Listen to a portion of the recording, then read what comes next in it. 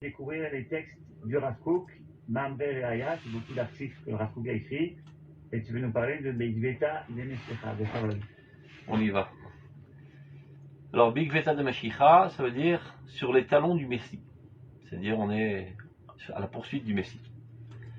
C'est un terme qui vient dans la Gemara, qui décrit l'époque pré-messianique, avec ses problèmes. Et comme on le sait, les rabbins de la Gemara disaient Yeti velachmine, qui vient le Messie, mais que je ne vois pas, que je ne sois pas à son époque. Ce qui paraît assez surprenant, parce que tout le monde espère voir le Messie, mais sachant les douleurs aussi bien corporelles que spirituelles qu'il y aurait dans le peuple d'Israël dans l'époque précédente le Messie, il y en a pas mal qui disaient je veux bien qu'il vienne, mais pas à mon époque. Donc on va essayer de comprendre quelles sont les causes de la crise qui caractérise cette époque pour pouvoir y remédier. L'Arbe Dvarim Gdolim Zacha Olam Aleder Moaka Shel Echrach. Énormément de choses grandioses dans ce monde, on en a mérité grâce à la pression de la nécessité. C'est-à-dire, si ça n'entrait des canaux, on ne l'aurait pas fait, mais il y a une nécessité qui nous oblige à le faire. Et par manque de choix, finalement, on trouve une issue de secours quand on arrive à des situations meilleures. Arben Ifilot, Inansibot la Aliot Gdolot. Énormément de chutes, finalement, s'avèrent comme être des causes d'élévation grandiose. Vatzlachot Naalot et des réussites aussi suprêmes. Bichud Melomedet Ibezek Knesset Israël. Le peuple d'Israël a une expérience très développée dans ce domaine. Maz Maolam, toujours, s'appuyant sur le pasouk, Al tismechi oivati, ne te réjouis pas, mon ennemi, qui n'a falti, du fait que je sois tombé, kamti. Mais suite à cela, je me suis relevé. Qui achati bachocher, et même quand j'étais assis dans l'obscurité, Hachem orli, Dieu est pour moi lumière. Donc Chazal explique ce pasouk, Lo nenafalti, lo kamti. Si ce n'est que j'étais tombé, eh ben je ne me serais pas relevé. Donc il en ressort de ça que la chute était un tremplin qui m'a aidé finalement à m'élever plus haut que ce que j'étais avant la chute. L'ouléché yachaf tibachocher, si ce n'est que j'ai passé une époque dans laquelle j'étais assis dans l'obscurité, lo yachem orli, Dieu n'aurait pas été pour moi une lumière. Donc encore une fois, une cause qui nous paraît effective, finalement entraîne des choses grandioses. Aïrida Rouhanit Vachomrit Shelador. Donc la chute, aussi bien spirituelle que matérielle de notre génération, on sort du cimetière de l'exil, avec la Shoah, et on sort aussi, et on en est encore dedans, dans le cimetière spirituel des influences néfastes des civilisations environnantes qui ont fait écarter des grandes masses du peuple d'Israël de la religiosité. Gami Hena Vadai Petartikva Laalia Veromemut. Ben elle aussi, ces deux chutes, sans aucun doute, sont on va dire, une issue d'espérance vers une innovation grandiose. Comme l'affirme le Passouk, qui loïtosh Hashem et Armo. En aucun cas Dieu n'abandonnera son peuple. Bavo Shema Gadol, pour son grand nom, vu qu'on sommes le représentant de Dieu dans ce monde. Donc Dieu fera toujours de tout pour nous élever, car notre élévation n'est autre que sa propre élévation. Car Dieu a fait de vous son peuple, donc aux yeux de tous on est son peuple. Donc lorsque notre image de marque tombe, en quelque sorte c'est l'image de marque de Dieu qui tombe. Ça veut dire la profanation du nom d'Israël amène automatiquement à la profanation du nom de Dieu. Donc il ne nous abandonnera jamais. Kol migraot, anovot midot haot. Tous les défauts qu'on peut trouver dans cette génération qui découlent de conceptions négatives. Chez Baouli Demassé, qui finalement se sont concrétisées. Suite à ces conceptions, des gens se sont comportés en adéquation avec ces conceptions négatives et se comportent de manière négative. Chez Nidbeku Bebanen ou Behemim Achronim, qui se sont accolés à nos enfants dans ces derniers temps, qui ont dévié, qui sont écartés du chemin de la Torah. Biyechud elu sheregilim anu lomar, shebaou l'aider à safrut mechalakia abgumim. Et essentiellement, sous l'influence de la littérature dans ses aspects défectueux, tels qu'on la trouve aujourd'hui et depuis déjà une centaine d'années. Il est vrai que ça nous réjouit de savoir qu'à nouveau apparaît la littérature dans le peuple d'Israël. C'est quelque chose d'important en tant que tel, sa fruit. Mais malheureusement, ça commence très très bas, bien en dessous des pâquerettes, comme on dit, et même parfois ça patauge dans des saletés immorales et obscènes. Donc, la jeunesse, qui est alimentée par cette pseudo-littérature, à l'époque du Rav Kook avec la littérature, aujourd'hui c'est l'Internet, et tous les médias qui font véhiculer des pensées, et qui ne sont pas toujours au summum de la pureté, pour le moins qu'on puisse dire. Lo yuchlu litrapot, ne pourront guérir tous ces enfants-là. Ki im alideh ma shenisdarez להתדיין ולהגביה יותר ויותר את הלימוד והדרישה בחוכמת חלק הלכות דעות שבתורה.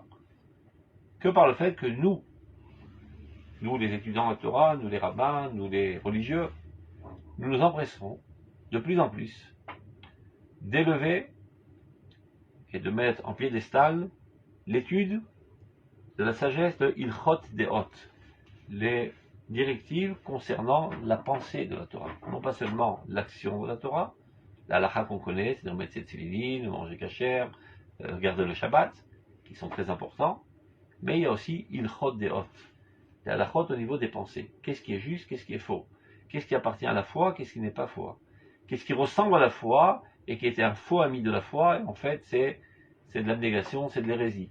Tout ça, c'est toute une discipline qui malheureusement a été mise de côté par nonchalance et par fainéantise, et c'est ça qui a entraîné l'hécatombe, on va dire, de l'abandon de la foi dans le peuple d'Israël, n'ayant pas étudié ces domaines, et donc il y a un vide, un vacuum. Notre jeunesse a été influencée des conceptions environnantes, et c'est comme ça que ça a forgé leur personnalité de manière négative, et ça les a amenés finalement à des comportements négatifs. Donc, Anu Chayavim, le temps est arrivé, dit le Rav Kook, de commencer à se remettre à la besogne et réétudier ces thèmes, cette discipline de la Torah, qui est en fait on va dire le cœur de la Torah, Nishmat Torah. Je dirais même plus que toutes les autres disciplines ne sont qu'un préambule pour arriver à cette discipline qui est le point culminant de la Torah, Nishmeta Doraita, l'âme de la Torah. Mais même dans l'âme de la Torah, il y a différents degrés. On ne rentre pas à l'école directement en terminale, on commence par la classe de maternelle. Et bien de même, dans cette discipline, on y va tout doux, et ben il y a des classes à gravir. Milemata, lemala. Du plus bas de l'échelle au plus haut de l'échelle, mais omek tartit adomek roum, donc ce qu'il vient de dire, du plus bas jusqu'au plus haut, kedeshitia masechet beze, afin que cette discipline soit nikbat bekviut ou be'ergel, soit une étude assidue. Et non pas de temps à autre comme un papillon, on ouvre un livre là, une page ici, un chapitre ici. Non, non, il faut s'y adonner de manière systématique. Il y a toute une série de livres à étudier. Juste pour vous donner des exemples, on commence d'abord par la morale.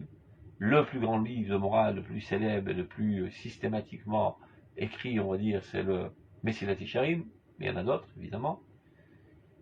Il y a le Shmoneh Prakim la Rambam, les 8 chapitres de Rambam qui sont l'introduction à Maseret Avot, qui aussi nous apprend à forger les traits de caractère souhaitables dans notre personnalité.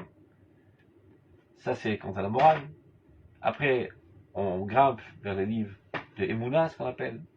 C'est un terme qui n'existait pas il n'y a pas longtemps. C'est le Rav Souda qui a donné ce terme, Limouda Emouna. Avant, on l'appelait Limouda Iyuni, ou Chovot Alvavot, les obligations des cœurs. Toutes sortes de termes qui ont été utilisés à travers les générations par les idoles d'Israël. Le Rav Souda a décidé d'appeler ça Limouda Emouna, les études de l'Emouna. Donc on étudie le Kuzari, on étudie le Maharal, on étudie le Moreh Nevuchim, on étudie le Nefesh HaChaim, toutes sortes de livres qui ont été écrits à travers les générations, Rabbi Saadia Gaon. À travers les générations, les idoles d'Israël ont traité de ces domaines et les ont développés très profondément, eh bien, il faut les lire de manière systématique. Et dans notre génération, évidemment, on ne peut pas esquiver et contourner le Rav Kook, qui, on va dire, le fondement essentiel pour comprendre ce qui nous arrive et comment progresser dans la rédemption du peuple d'Israël et de l'humanité. De la même manière qu'à l'échelle individuelle, on ne pourrait envisager de progresser dans notre vie et de gravir les échelons sans le Messilat Yesharim, le guide, le sentier des justes, comme ça qu'on traduit. Alors on a le Messilat Yesharim de l'État d'Israël. C'est le livre de Roth.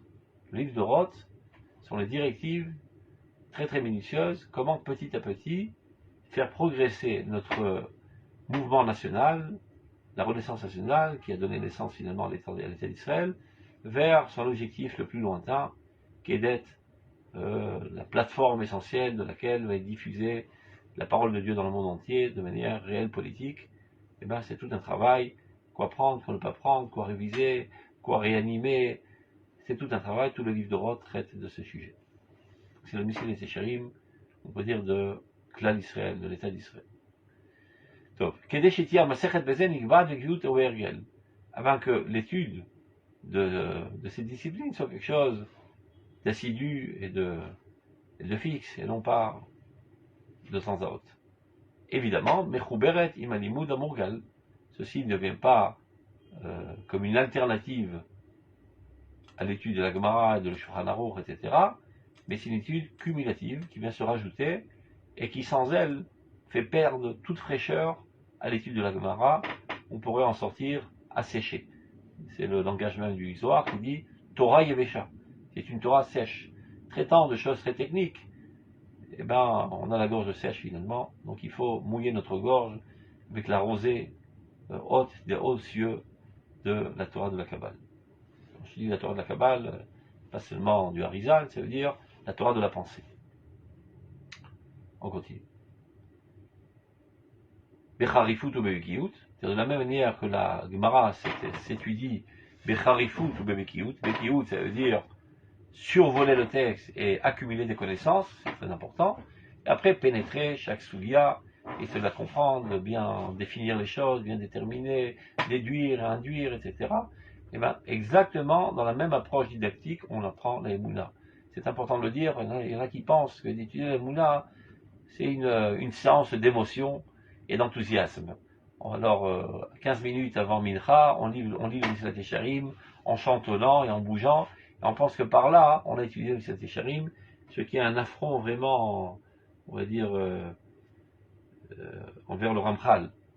Parce que quand on lit bien le Ramchal, il n'y a presque aucun mot qui a trait au monde du Regesh. Kasher Tavin, Kasher Taskil, Kasher Tidbonen. Tous les termes qu'il emploie appartiennent au lexique du Sechel, de l'intellect.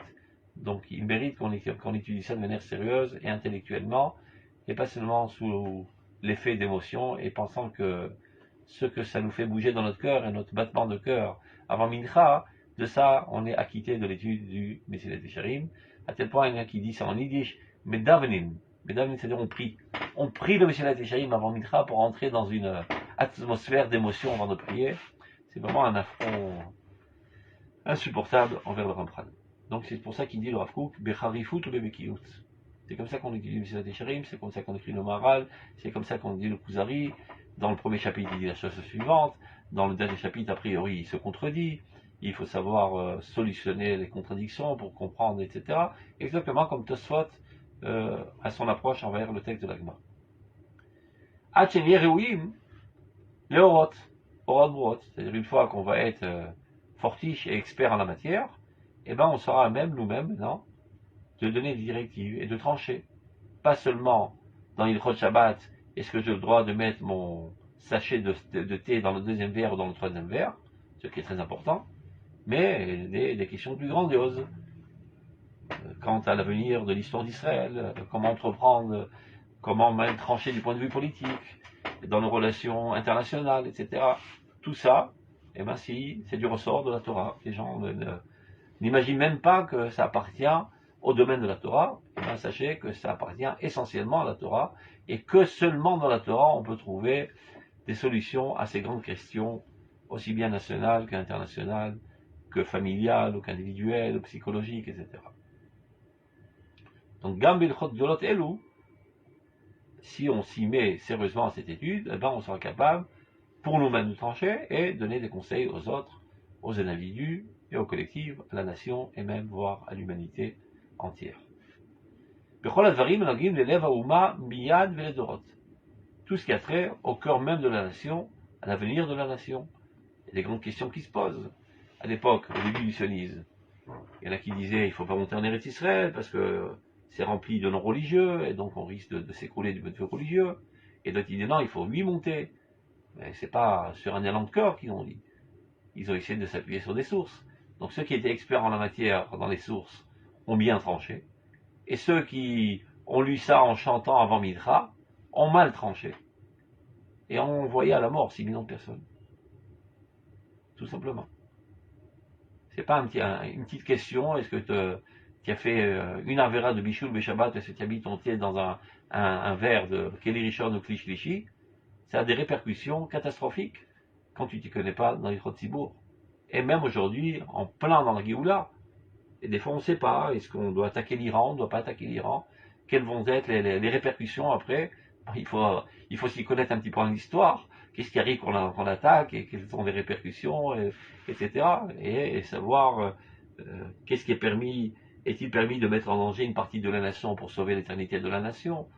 Tout ça, ce sont des grandes questions qui sont traitées dans Torah Taïmouna. Et celui qui s'y connaît pas, et on lui pose la question.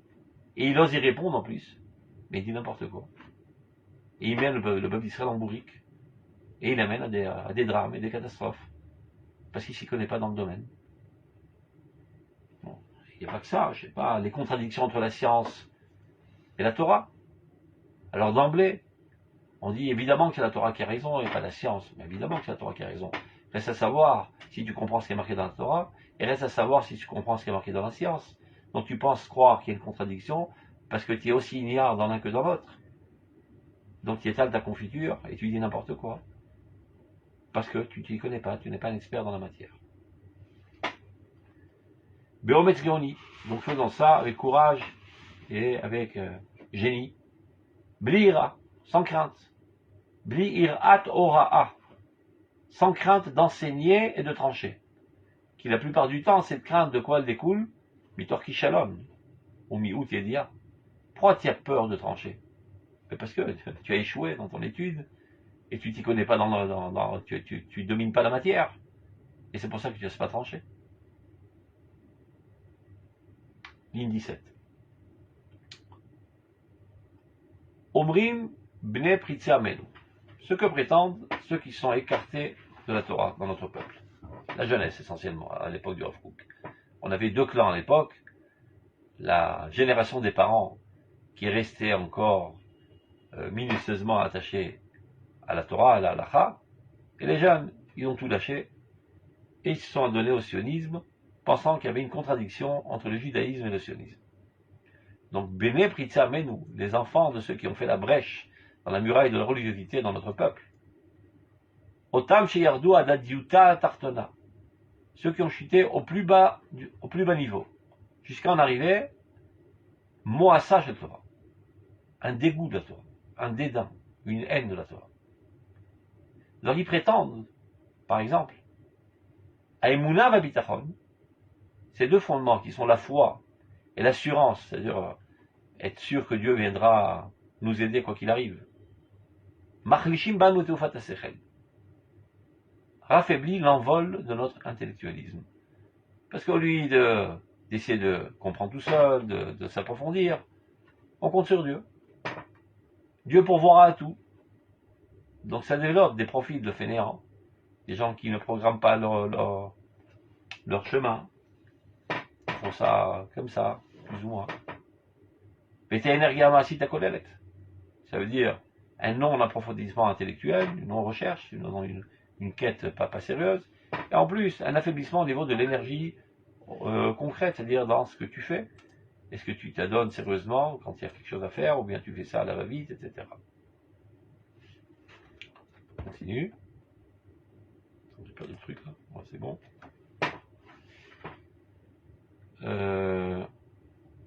מחלישים בנו את תעופת השכל ואת האנרגיה המעשית הכוללת.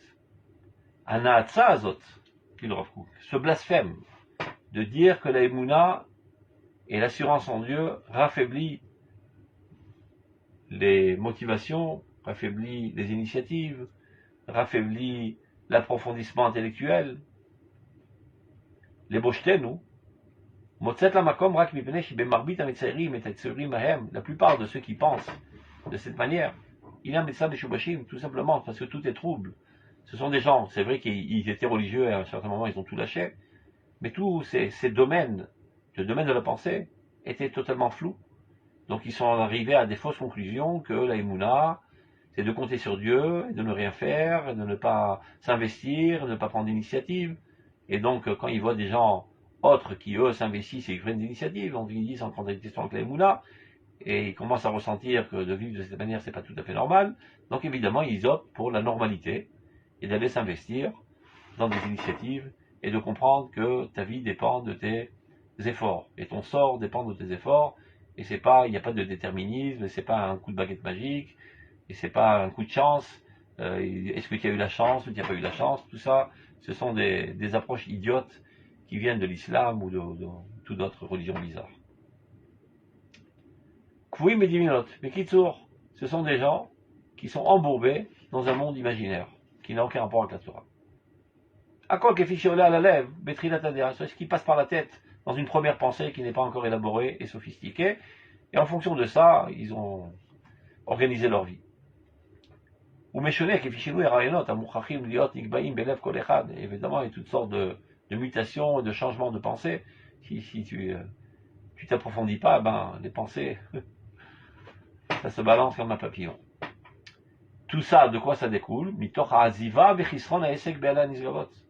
Car il y a eu un abandon total de ces études profondes et hautes.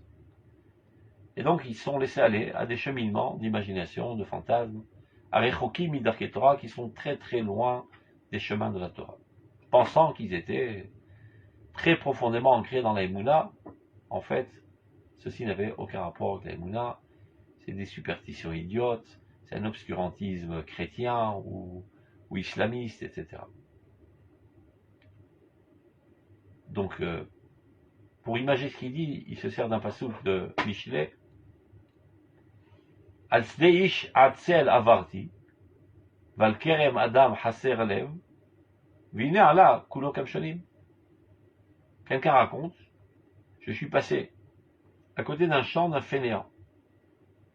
Et je suis passé près d'un vignoble de quelqu'un manquant de sens. Et voilà que ce champ et ce vignoble est rempli de ronces. Évidemment, si tu ne travailles pas, tu laboures pas ta terre et ton champ comme il le faut, et ben vont pousser toutes sortes d'épines et de ronces. Donc dans le champ de Avodat Hashem, si tu ne le travailles pas et tu ne le laboures pas comme il faut, et ben vont te pousser dans la tête toutes sortes d'idioties et de ronces, pensant que c'est des plantes positives. En fait, ce sont des parasites qui détruisent ta personnalité. Alors, Moussagim Sedimayon, il y a toutes sortes de concepts qui sont fondés sur l'imagination, sur des fantasmes, qui n'ont aucun rapport avec la volonté de Dieu.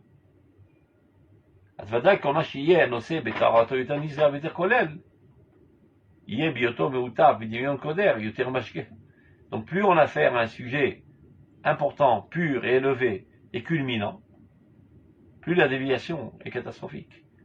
Plus quand il est habillé d'imagination, la faute est gravissime. Comme je disais tout à l'heure, se tromper dans une trotte bichoule, c'est-à-dire, tu fais tchouva, tu as bu un verre de thé, Mevouchal Beshabbat. Mais se tromper dans les trottes de Tzibour, tu peux amener à 6 millions de morts. Tu peux amener une guerre en Israël. Tu peux amener à perdre Israël. Tu peux amener l'humanité entière sur ton dos par une fausse décision, ne t'y connaissant pas dans la matière. Donc les répercussions sont bien plus lourdes. Et même ce qui s'appelle Dimouy Milta le Milta. Parce que lorsqu'on adresse une question à un possèque, ben pas toujours la réponse se trouve dans les écrits. Il doit se casser le crâne, à chercher quelque chose qui ressemble dans la Gemara, en retirer le principe, et l'appliquer dans la question que tu demandes. Donc, dans les choses de la pratique, c'est compliqué, mais pas trop. Mais dans les choses de la pensée, tout est abstrait.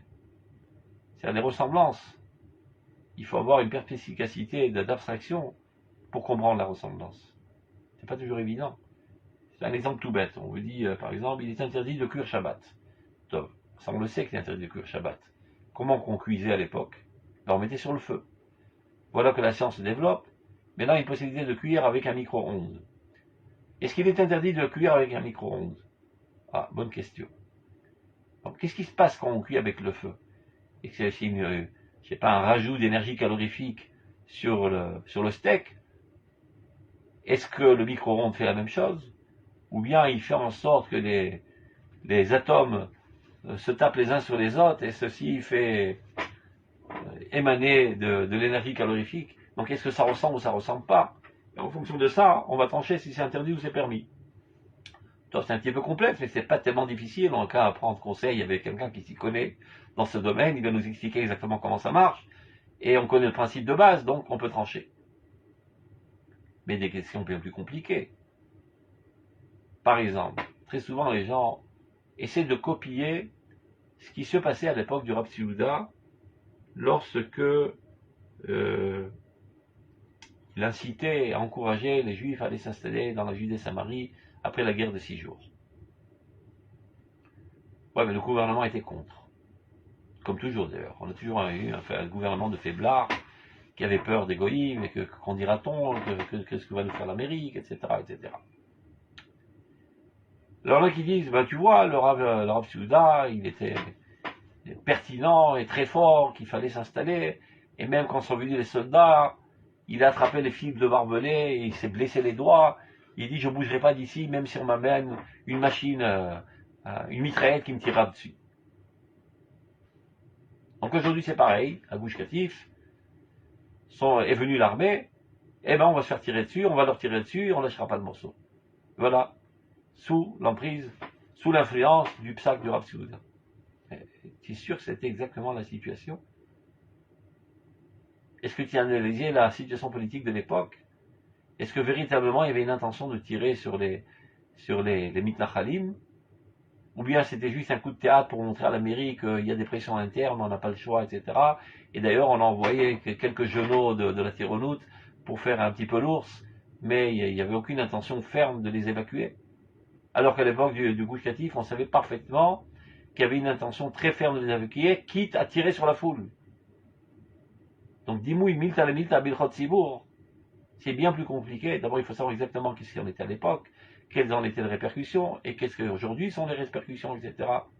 Bilchot sibour, de trancher dans le chot sibour, c'est 1 milliard de fois plus difficile et plus complexe que la halachot qu'on connaît, qu'on écoute tous les jours dans la radio, des rabbins qui répondent aux questions de maintenance religieuse quotidienne. On continue. Ligne 25. Alken. Malouchalasot. Que pourrions-nous faire? Ima Emouna va bitachon. Chez Missedot Rayenu. Évidemment, la Emouna, la foi, le bitachon, l'assurance en Dieu, sont les fondements même de notre vie. Ve'orech yamenu, la longueur de notre vie, là, de l'ami pour l'éternité. Mais que faire, Imini talfou me efes maase ve'limud? Ils se sont évanouis, ils se sont évaporés par manque d'études. Ça ne se trouve même plus dans notre conscience. C'est-à-dire, on pense qu'on a de la Emouna et du bitachon. Il n'y a que le mot qui reste, mais le contenu, la définition de ce que ça comprend, on n'en a aucune idée parce qu'on n'a pas étudié. Petsaïf chez Dimionot, et à place là, alternativement, puisqu'il n'y a pas étudié la question, donc tu inventes. Tu penses que la Emouna, c'est de l'oisiveté, de ne rien faire, de compter sur Dieu, etc. Étant influencé par les peuples environnants, les religions environnantes. Pesvarot ifsedot, toutes sortes de pensées totalement nulles. Amarchilot et Nissadé Balehem, et qui font qu'affaiblir les pas de leurs propriétaires. C'est-à-dire, au lieu de faire des gens remplis de courage et d'initiative et de force, ça fait des faiblards, des fainéants, qui pensent que leur fainéantisme est une preuve d'Emouna. Ani barke des chalets bin hayou. C'est des genoux affaiblis. V'yefshar l'arziram et ta'aratam. Et si on veut les retourner, les ramener à leur pureté, c'est-à-dire leur définition originelle, eh ben ça peut pas se faire de manière magique. Qui est malédé kfi out masechet. Une assiduité de cette étude. Velimoud. Kol cheka moussar. Toutes les parties de la morale. Vechovat alvavot shebatora. Vous voyez, le Rav Kook, il n'appelle pas ça l'imoud emuna. Ce terme n'existait pas à son époque. Mais c'est ça qui fait allusion. Quand il dit Chelka Moussar Vechovat Alvavot, il ne fait pas seulement allusion à l'étude du Messilat Yesharim et du livre Chovat Alvavot, mais à toute l'étude des aspects de la pensée juive. C'est une question terminologique, hein, chaque science a son jargon. Et ben, à un certain moment, le Rav Souda a décidé d'appeler ça l'imoud emuna, et depuis c'est comme ça qu'on l'appelle. Mais si vous parcourez tous les écrits du Rav Kook, qui était son père, ce terme n'apparaît jamais. Il appelle Alimud Ayuni, Chovat Alvavot, Chelka Moussar, Yirat Shamayim, des fois il appelle ça. La crainte de Dieu. Peu importe, on a compris de quoi il s'agit. Hachi Malou Achalalim Arikim. Et c'est comme ça qu'on va remplir tous les espaces vides qu'il y a dans notre personnalité. Chez Bechadre Libenu Bechenu, dans les chambres de notre cœur et de notre esprit. Et là, il est important de mettre l'accent que le Rav Kook, à maintes reprises, parle toujours de lève et moire. Sechel veregesh. Il met toujours l'accent sur l'intellectualisme accompagné d'émotions. Car l'homme n'est pas un cerveau seulement, il a aussi un cœur.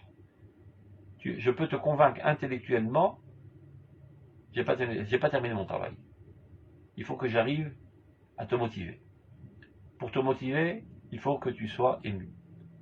Et c'est pour ça qu'on retrouve dans la Avodat Hashem l'imoud Torah vetfila. L'étude de la Torah et la prière.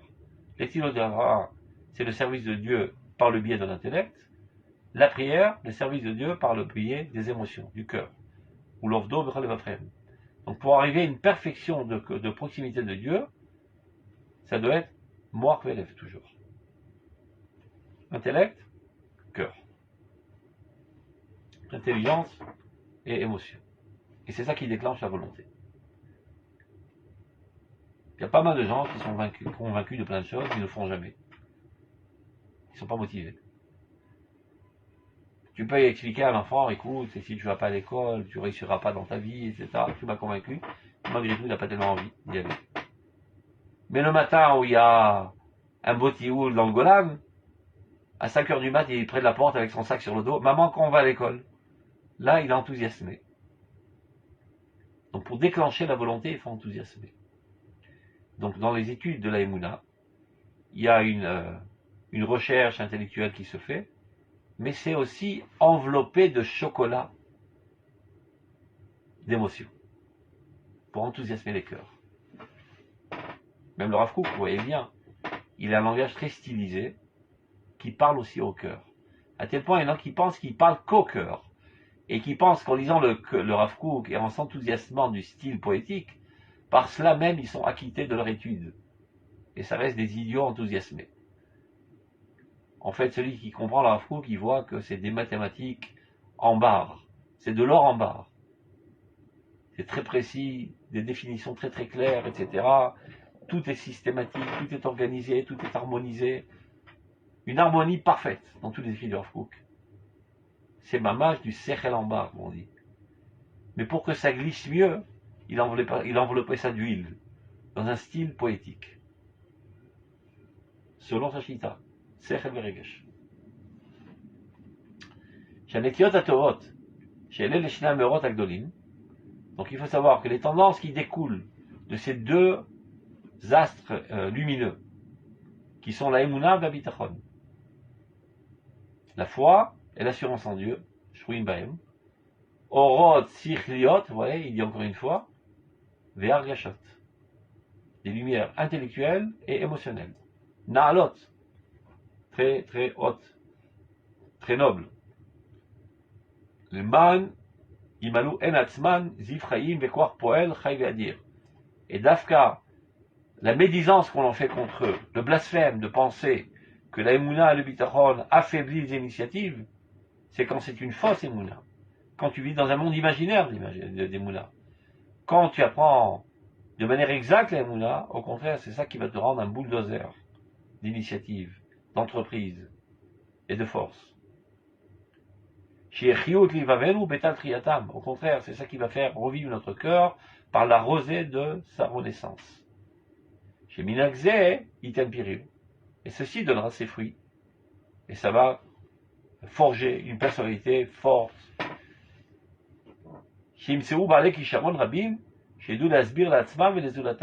Alors, lorsqu'on réussira à forger plusieurs groupes qui étudieront ces études, eh ben on aura en main une armée entière de personnes qui sauront s'expliquer la Emouna et expliquer aux autres.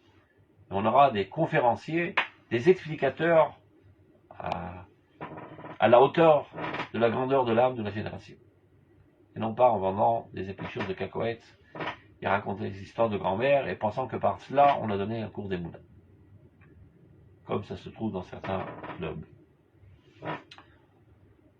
Au Birtav, c'est-à-dire il y en a qui enseignent oralement, d'autres qui écrivent des livres. Et Imkea Torah, les profondeurs de la Torah, Veshorshei Emouna, et les racines de la Emouna. Et toutes les conceptions de la vie qui en découlent.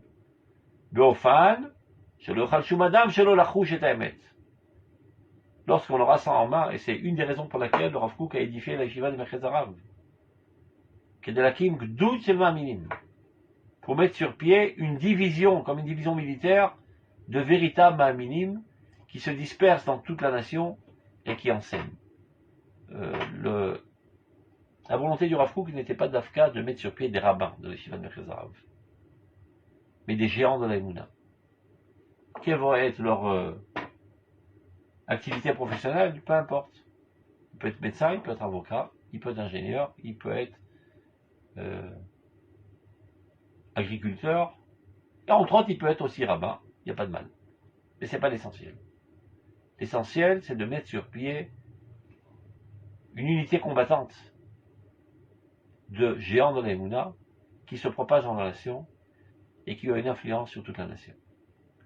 Une fois qu'il y aura des géants de la Emouna, alors ça amènerait la nation entière à comprendre la véracité absolue de la Torah. Et ils ne loucheront plus pour aller brouter dans des champs d'égoïsme. Aucun homme ne pourra pas ne pas ressentir la vérité grandiose et éternelle, qui est Emouna vebitachon, que la Emouna, la foi, et l'assurance en Dieu, emner le raglen, sont des bougies devant notre pied pour frayer notre chemin, ne pas trébucher. Mais le rochelle. Asibot gourmet à Mircholot. Quelles sont les causes qui ont entraîné toutes ces entraves qui ont fait tomber le peuple d'Israël? Elles sont nombreuses, il y en a rabot. Elles sont nombreuses, mais essentiellement il y en a deux. Asiba Achat, la première cause, il y a Havana Chitrit, Vamurata Berkei Torah. D'abord, c'est une lecture, une compréhension superficielle et très petite en quantité aussi, dans les valeurs de la Torah, évidemment, on a dit par nonchalance, n'ayant pas étudié ces domaines. Vekevan Shavana Amut-et Koveshet Makom Gadol. Donc cette explication, cette compréhension erronée se propage, et même une hypertrophie. Hashemit Damel Arabim, Shazoti Avanatadat. Il y en a tellement de nuls qui enseignent de cette manière, et qui comprennent de cette manière, que les gens pensent, bon, il n'y a pas autre chose, c'est ça l'Emouna. Ce qu'on entend dans les médias, toutes sortes de discours bizarres, de rabbins bizarres, qui enseignent des choses bizarres, c'est ça l'Emouna. Donc il suffit que quelqu'un ait un petit peu de cervelle dans son crâne, il dit, bon, si c'est ça le judaïsme, ben, je lui donne le guet, et je divorce du judaïsme. Donc il y en a tellement, que la quantité finalement finit par te convaincre que c'est ça l'Emouna. Omnam, cependant, im kilet mimim pshutim, des gens un petit peu naïfs, simplés, on dit. Anashim sheta or amadai kemoshu ba'olam achitzoni lo yedu. Il y a des gens qui ne sont pas ouverts au grand monde. Surtout à son époque, c'était pas comme aujourd'hui, il y a l'internet et tout le monde est ouvert à tout ce qui se passe, tout ce qui bouge et toutes les découvertes scientifiques. Il y avait des gens qui vivaient dans leur village, ils sortaient jamais de leur village, à part avoir vu une vache attelée à un carrosse, ils n'ont rien vu de leur vie. Donc, même quand ils avaient une émouna infantile et primitive et remplie d'obscurité, c'était pas tellement dramatique et catastrophique parce qu'il n'y avait pas quelque chose qui aurait pu ébranler cette émouna n'étant pas ouvert au grand monde. Donc c'est ce qu'il dit là. Quoique, les tmimim pshutim, les simples d'esprit, anashim shetao amadaïk et mosheou, les gens qui ne connaissent pas la lumière scientifique, n'ont pas découvert, n'ont pas connu, kemushu borla maritoni comme il apparaît dans le monde extérieur. L'otazik laem avalata magua, c'est-à-dire leur non-compréhension, leur obscurantisme quant à la émouna, n'a pas tellement de répercussions nocives, on va dire. Les Mahamad Rucha Maklali, quant à leur esprit et leur spiritualité, et surtout dans leur comportement religieux et même moral. Et là, Tanicham al-Matzavam al-Amour.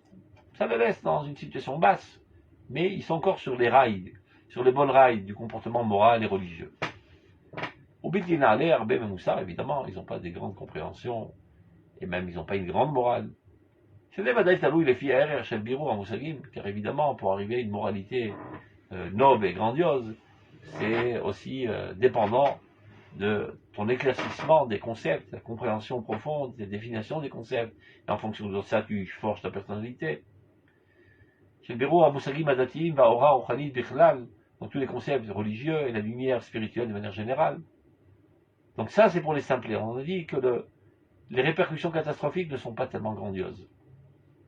Aval, Benonim, ceux qui sont déjà moyens et qui ont une petite ouverture sur le monde et sur la science, ou Pikrim, et qui sont intelligents, qui savent poser des questions, qui ont un esprit analytique et critique, Bemadaïm Akolalim, ici Kadavar et des Essod, ceci a fait un ravage dans les fondements même de leur émouna.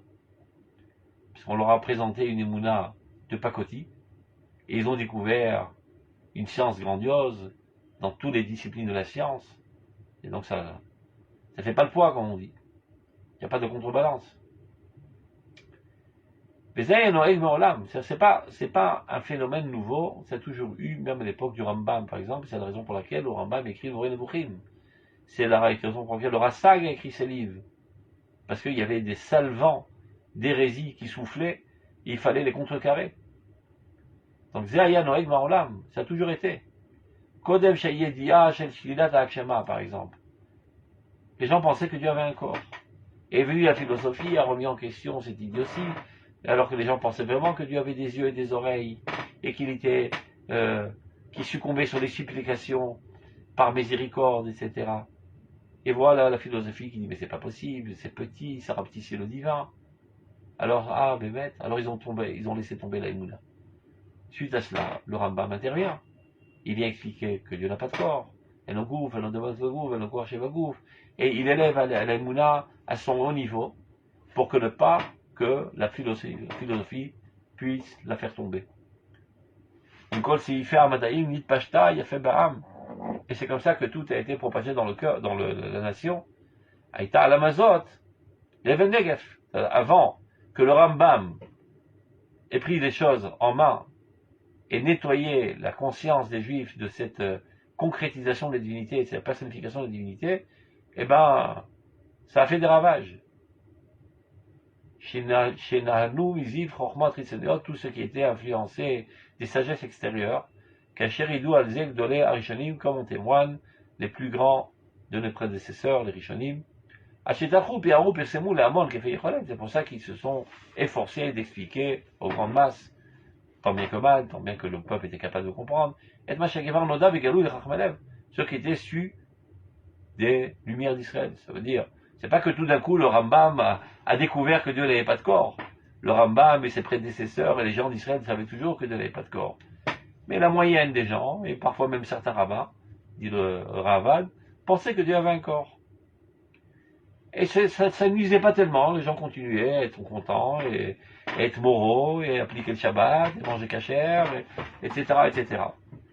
Et voilà qu'arrive un courant philosophique profond, etc., qui remet en question ces idioties, ça ébranle tout, et les gens laissent tout s'écroule.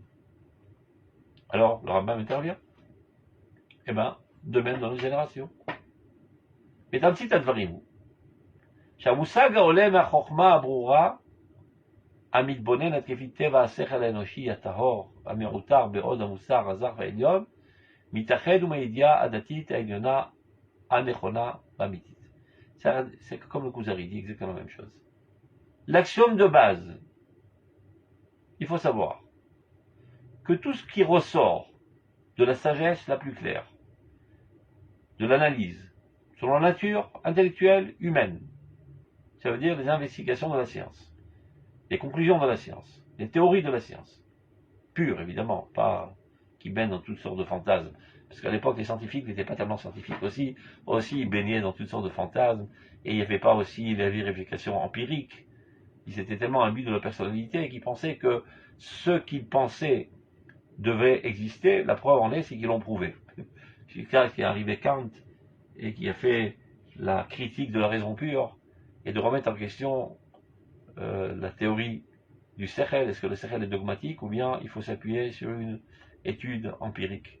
Donc aujourd'hui, Baruch Hashem, la science devient de plus en plus exacte parce qu'elle s'appuie sur l'empirisme. Donc c'est pour ça qu'il dit Atahor, la science pure. Donc les conclusions auxquelles on arrive par la démarche intellectuelle de la science pure, mitached ou maïdia datit, sont toujours une avec les connaissances religieuses hautes et vraies. Les fausses connaissances religieuses, les idioties qui se disent au nom de la religion, se tiennent en contradiction avec la science. Mais ceux qui se connaissent véritablement dans la Torah, il n'y a jamais de contradiction entre la science et la Torah. L'exemple type, la théorie de Darwin. Chez le Rav Kook apparaît dans des dizaines d'endroits qu'il adopte la théorie de Darwin. Alors, dans des lectures superficielles, le monde a été créé en 6 jours, alors qu'eux, ils prétendent que ça fait déjà 13 milliards d'années. Aucune contradiction. La Torah n'est pas un livre historique, n'est pas un livre de physique, n'est un livre de chimie, c'est un livre de morale. Et tout ce qui est compté là-bas, ce sont des métaphores pour nous faire véhiculer des compréhensions morales et spirituelles. Il n'y a aucun chat. Ceci ne relate aucun événement historique. Ça s'appelle Maaseh Bereshit. Maaseh Bereshit, c'est un des fondements de la Kabbale. Donc si c'était tellement simplé, juste un livre d'histoire qui relate des événements historiques, on ne voit pas en quoi c'est tellement profond.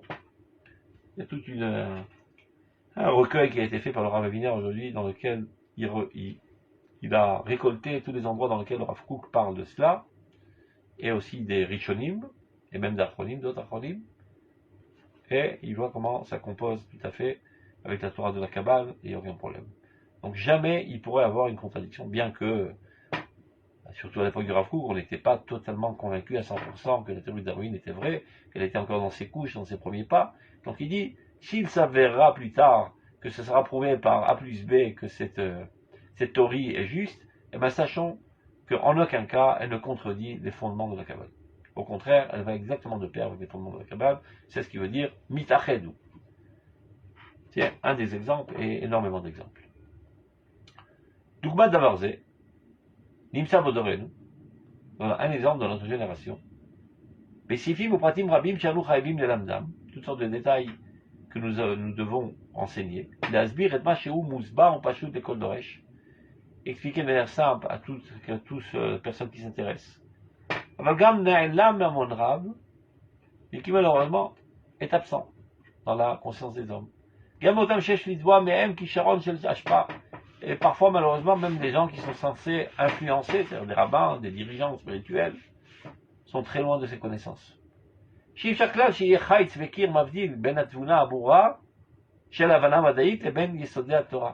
quelque chose que nous sommes obligés de publier et de crier sur tous les toits.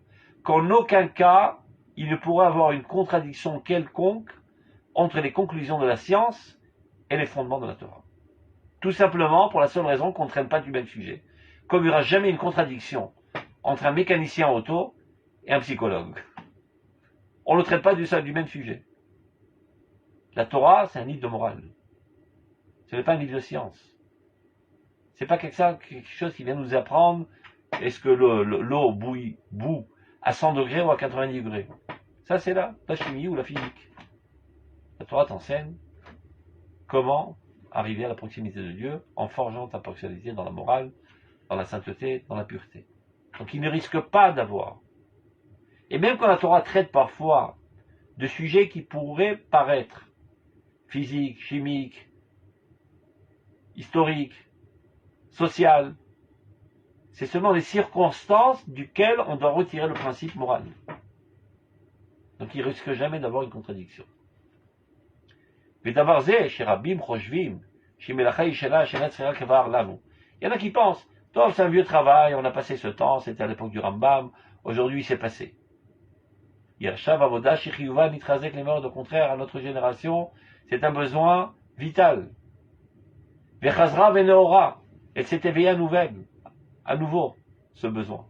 Comme à l'époque de la philosophie des premiers, à l'époque du Rassag, Rabbi Sadia Gaon et du Rambam. Et là, c'est un nouveau visage, mais c'est le même problème. Exactement le même problème. A priori, une contradiction entre la Torah et la philosophie. Aujourd'hui, a priori, une contradiction entre la Torah et la science, etc. A priori, aujourd'hui même, des plus grandes questions se posent. Une contradiction entre la Torah et la morale. On a comme l'impression parfois que les gens non religieux sont plus moraux que les gens religieux. Malheureusement, c'est vrai parfois. Mais la Torah n'est pas coupable. C'est parce que ces gens qui se disent être religieux sont des canailles. Et qui se médiatisent comme des religieux. Bon, ça, c'est un premier tri à faire. Mais parfois, une fausse lecture de la Torah, c'est pas qu'il y ait des canailles. Des gens sincères et bons, etc., qui ont une fausse lecture, et on arrive à des conclusions, comme si la Torah préconisait un certain comportement, et qui paraît immoral. Alors évidemment qu'on va pas laisser tomber la morale pour une religion, quand même. Et la morale aura le dessus. Et même dans des décisions parfois historiques, politiques. Est-ce qu'on a le droit aujourd'hui, par exemple, d'établir la souveraineté de l'État d'Israël en Judée-Samarie? Il y en a qui disent, mais c'est pas moral. C'est l'oppression d'un peuple. Le peuple palestinien qui est là depuis 5 millénaires. C'est un mensonge, mais peu importe. Aujourd'hui, on s'en fout de la vérité. Ce qui nous importe, c'est ce qu'on raconte. On ne va pas être un peuple immoral et faire une apartheid. Donc, ceux qui prétendent que selon l'Alacha, selon le Rambam, qu'il est interdit d'abandonner la terre d'Israël aux mains d'une autre nation que la nôtre, c'est-à-dire de faire en sorte qu'il y ait la souveraineté israélienne, sont des gens immoraux. Donc, ça comprend c'est quoi la morale. En quoi le fait que le peuple d'Israël s'installe sur sa terre et édifie son royaume, à longue échéance, au contraire, ça va faire une économie du sang. Pas seulement dans la rivalité israélo-palestinienne, mais dans la rivalité universelle. Donc c'est moral. Est-ce qu'il est moral de couper un membre pour sauver la vie d'une personne? Mais ce membre, il aura fait de mal.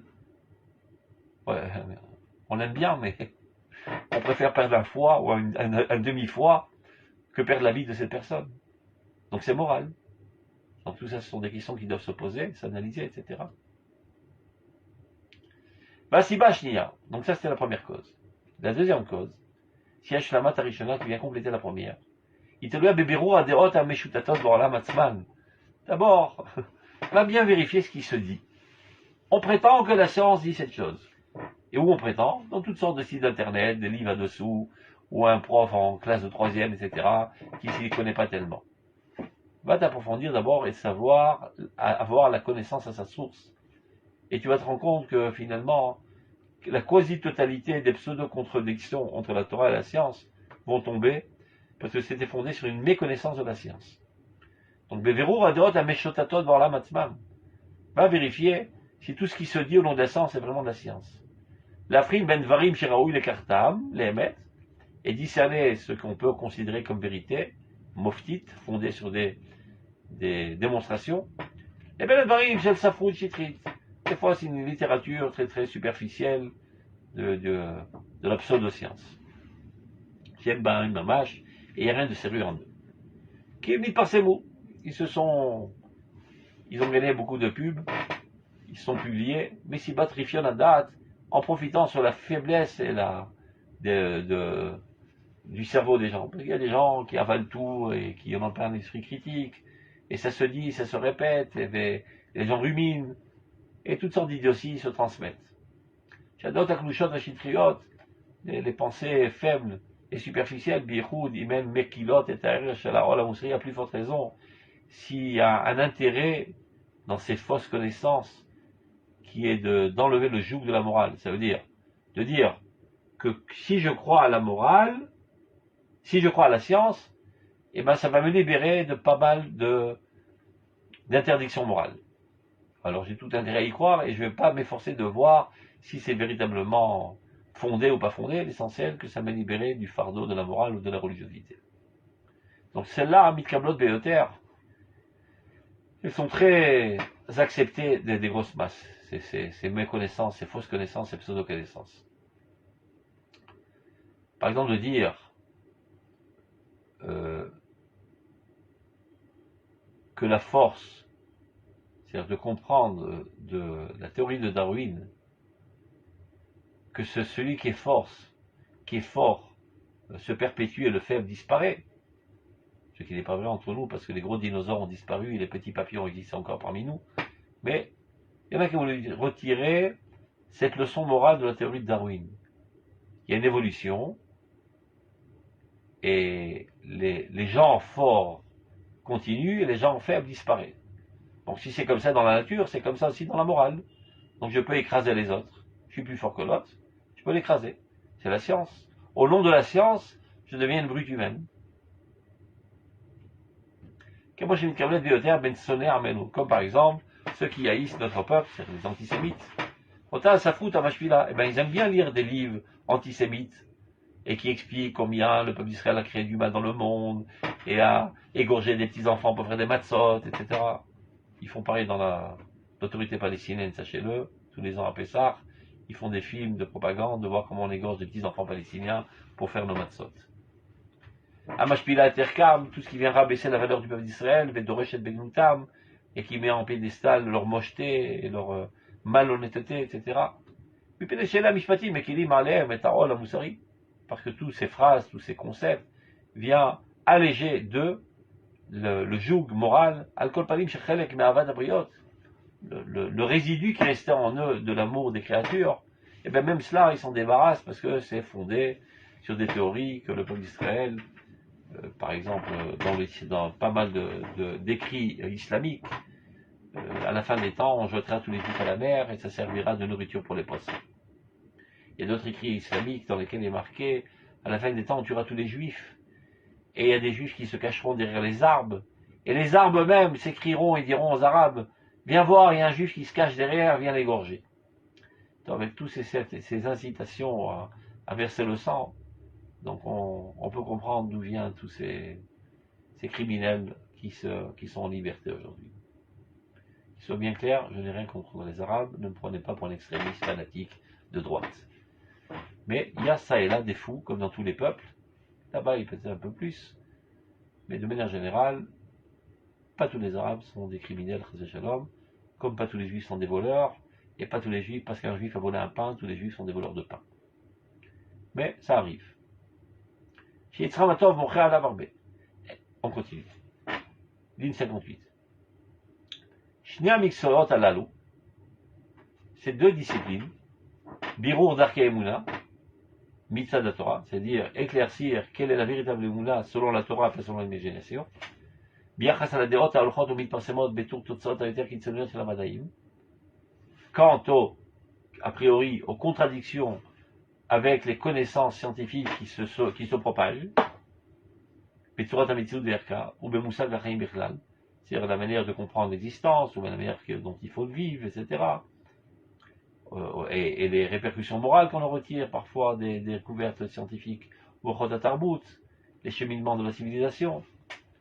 Ou bien, ben Mishpat et Mishpat, ben Igayon Sodek, les Kosev ou Maté, et Machinechalin. Donc, ces deux choses que nous devons faire, ça veut dire élucider une bonne fois pour toutes quelles sont les véritables définitions des fondements de l'Emouna, élucider une bonne fois pour toutes est-ce que tout ce qui se dit au nom de la science est véritablement science, et après on va voir qu'il n'y a plus aucune contradiction.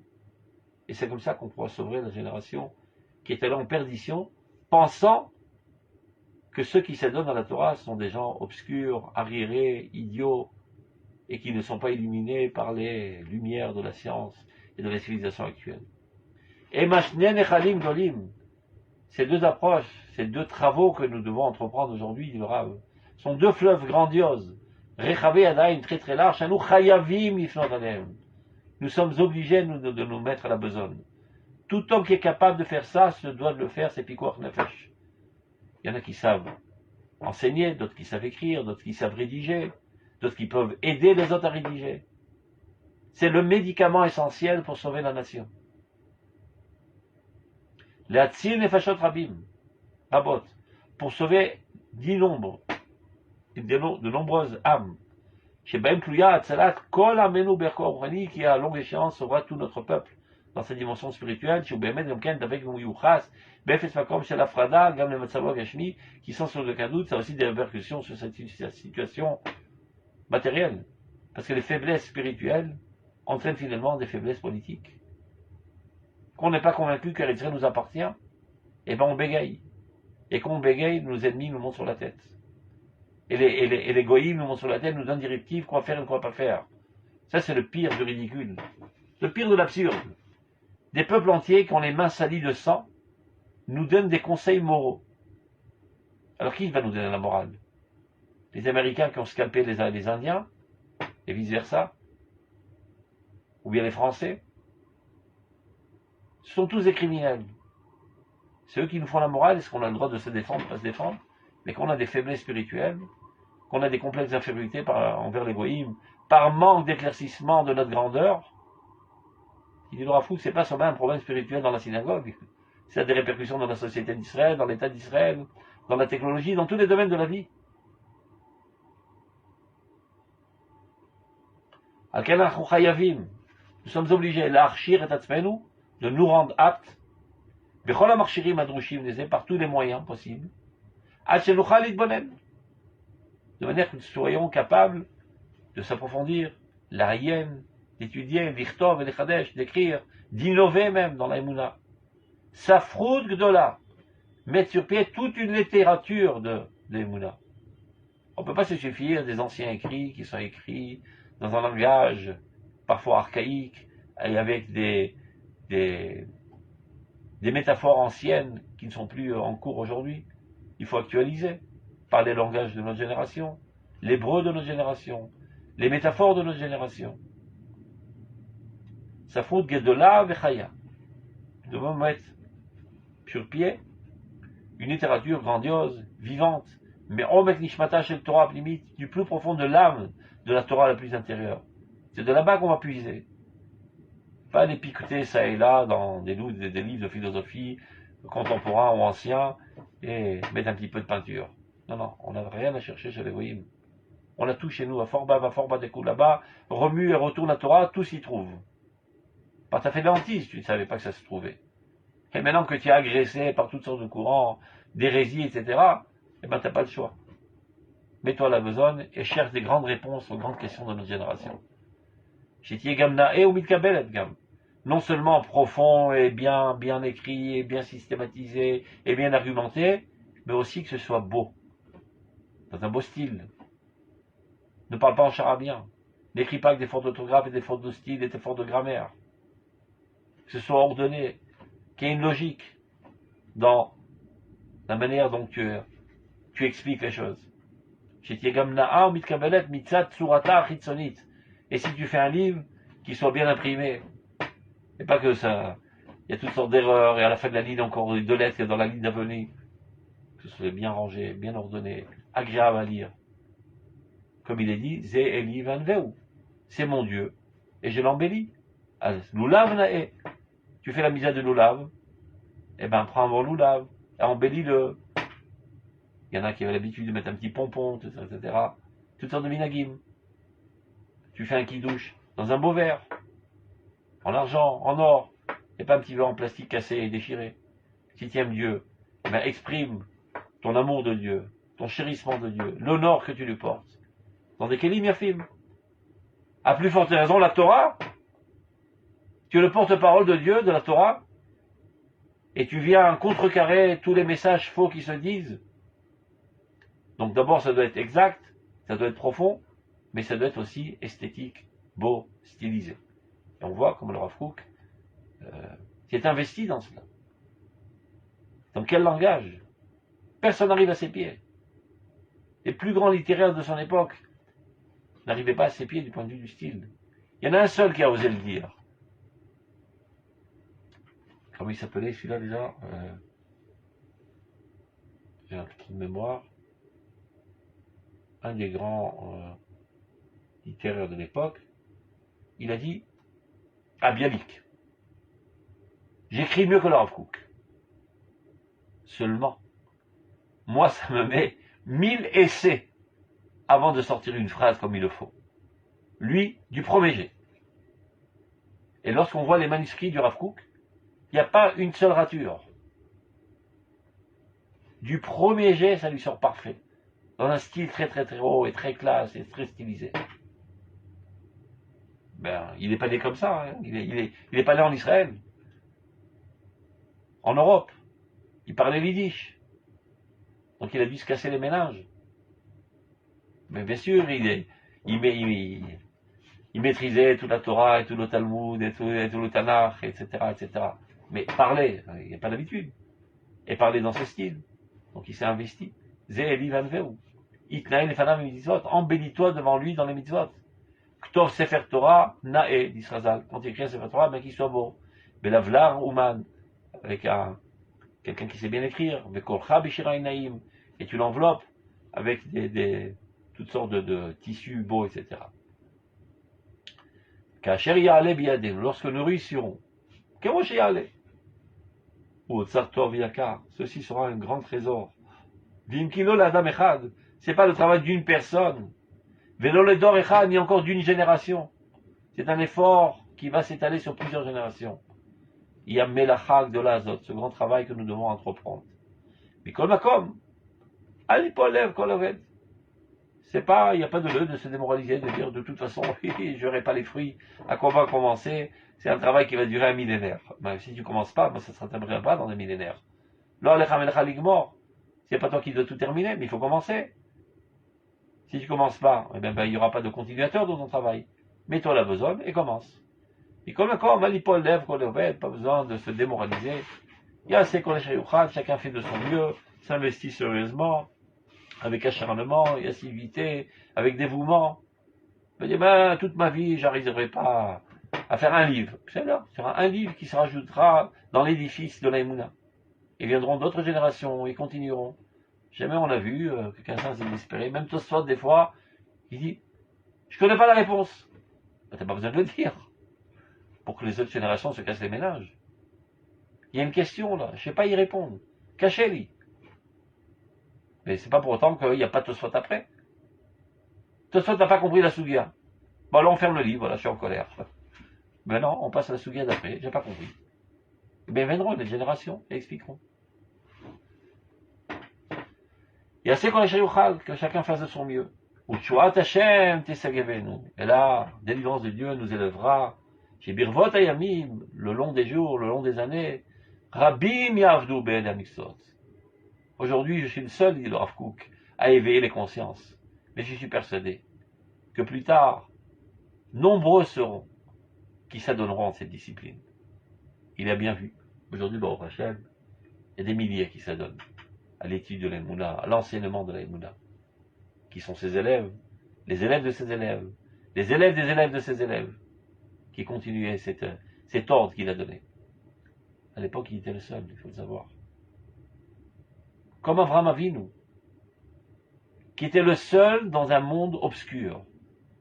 Tous servaient des idoles, et c'est le seul qui a découvert l'unicité de Dieu. Il n'a pas perdu espoir. On l'appelle Avraham à Ivri. On peut traduire Avraham Ivri, Avraham l'hébreu, ou bien la chaîne Ever. C'est une des rives du fleuve. Toute l'humanité se trouve d'un côté de la rive, et lui de l'autre côté de la rive. Il pourrait perdre espoir, j'ai aucune chance, je suis tout seul. Eh ben non. Il nage à contre-courant, et non seulement il réussit à nager, il réussit à inverser le courant du fleuve, et l'humanité entière finalement arrive à la connaissance de Dieu. Avraham, l'exerachava. À l'époque c'était Avraham Avinu, aujourd'hui Avraham Yitzhak Cohen Kook. Il atterrit dans un monde d'obscurantisme, dans une faiblesse, une superficielle, toutes sortes de superstitions. Et contre ça, a priori, des géants de la science et de l'intellectualisme qui viennent bombarder la Torah et écarter toute la jeunesse et tout le peuple d'Israël de la Torah. Il ne perd pas espoir. Il se met au travail, à la besogne. D'abord, il va faire sa recherche, il va s'approfondir dans tous les fondements de la Kabbale pour donner des grandes réponses à la grande génération qui exige des grandes réponses. Et petit à petit, on inverse la vapeur. Et petit à petit, la Torah se propage. Et on n'a qu'à voir. Après 100 ans, aujourd'hui, l'État d'Israël, on ne peut pas dire que c'est un État anti-religieux comme c'était à l'époque et comme ils le souhaitaient. De tout leur cœur. Ceux qui se tenaient à la tête du sionisme s'étaient jurés d'effacer totalement le judaïsme de la tête de ces abrutis. Aujourd'hui, il y a une recrudescence du judaïsme. On n'a qu'à voir le gouvernement qui est en train de se mettre en forme, qui est une réaction au gouvernement précédent qui a voulu lui aussi effacer le judaïsme du peuple d'Israël, et le peuple d'Israël réagit très fortement. On est pour le judaïsme. Ça ne s'est pas fait tout seul. Il y a quelqu'un qui a travaillé derrière les coulisses pour cela. C'est le Rav Kook. Son enseignement grandiose. Vous me direz, mais pas tout le monde a étudié le Rav Kook. Nachon. Comme pas tout le monde a étudié Freud. Mais tout le monde sait c'est quoi le conscient, le subconscient et l'inconscient. Même le vendeur de patates au marché, il te dit, dans ton subconscient, je vois qu'il est en train de me dire. Lui, c'est quoi? Tu crois qu'il a entendu parler une fois de Freud? Est-ce qu'il a ouvert une fois un livre de Freud? Les concepts se propagent. On en discute. Ça nous passe par la tête. On voit une fois, on écoute. Les concepts se propagent. Alors, Foucault a commencé et nous a donné comme héritage de prendre sur nous de continuer ce travail. Et on a encore pas mal de travail sur la planche parce que malheureusement, il y a encore pas mal de personnes qui se disent être des rabbins, mais qui sont emplis d'obscurantisme quant au sujet de la Emouna. Des fois, ce sont des gens très fortiches dans les domaines de la technique de la halakha. Ils jonglent de manière mamache extravagante. Et dès qu'ils commencent à parler d'Emouna, chute libre. Une chute libre vers l'abîme. Tellement c'est nul. Et les gens normaux qui écoutent des choses pareilles, ben ils éteignent la radio de suite. Ils disent, c'est ça le judaïsme, j'en veux pas, je m'en divorce. Donc nous sommes obligés de montrer la grandeur de la Torah. Mais il chot adeot. Et c'est ça le seul médicament qui peut ramener tout le peuple d'Israël à Dieu, à la morale, à la religiosité. Donc il dit le Rav, Rabbim Yavdu, viendront nombreux après nous, et qui vont s'occuper de ces disciplines, Achamudim Vayesodim. Ils sont tellement chéris de Dieu et tellement fondamentaux. Veoshiu et Israël, et ce sont eux qui délivreront le peuple d'Israël. Donc on arrête là, portez-vous bien, Shabbat Shalom. Vol tout.